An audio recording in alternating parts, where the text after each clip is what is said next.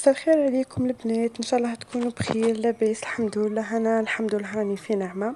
جيتكم اليوم بوصفه جديده، وجيتكم بوصفه سلطه مشويه فيها بنه العريس.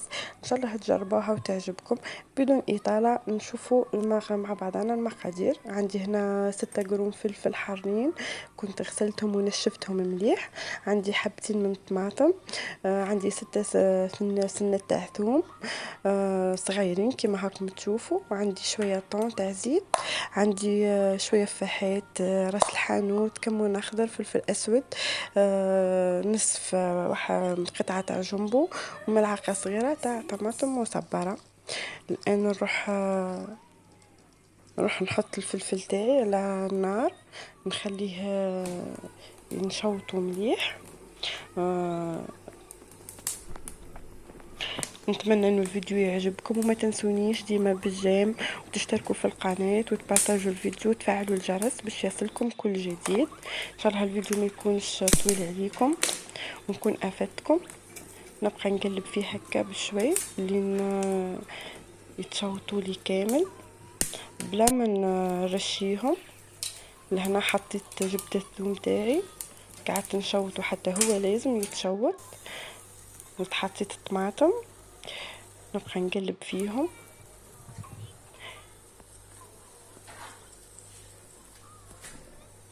لهنا هاي الفلفل تاعي بعد ما شوطته حطيته في صحن حتى نكمل الكميه الاخرى. لهنا جبت الفلفل تاعي انا، لهنا الفلفل طريقتي انا الخاصه. انا ما نحبش نحيلو القشور هذيك كامل، على خاطر هذيك القشور هي اللي تخلي تعطيه البنه تاعو. انا ما نحبش نخليه كيما هك وما نغسلوش، خاطر كي تغسل الفلفل بعد ما يتشوى راح تتنحلو البنه تاعو، راح ما تود فيه حتى بنه. اغسلوه قبل ما تشوتيه هكاكا نورمال مع الطماطم نحي لها القشور تاعها. هنا جبت الميكسر تاعي وبديت نقطع في الفلفل ونحطه في الميكسر بيه مع الطماطم مع الثوم ونرحيه.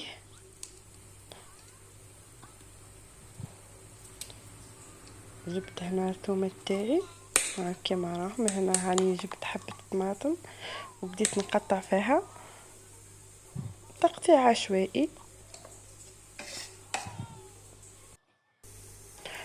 لهنا بعد ما رحيتهم وكملت جبت مقله فيها شويه زيت، من الاحسن يكون شويه زيت زيتونه، وحطيتها باش تتقلل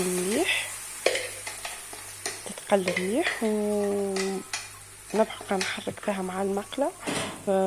ما تطولش، هي برك اللي تنشف بركه شويه ونطفي عليها. جبت الملعقه صغيره تاع الطماطم المصبره اللي كنت هدرت عليها، ونبقى نحرك فيها لين تتجانس المكونات مع بعضها. ونجيب نحط معاهم كليزي بيس اللي كنت قلت عليهم في اول الفيديو، نخلطهم مع بعضهم حتى يتجانسوا.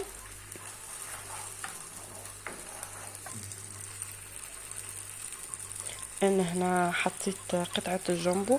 كما تعرفوا انا عودتكم في الفيديو تاعي انا ما نديرش الملح، ندير الجمبو هذا تاع الدجاج، هو منه ملح ومنه يعطي النكهه.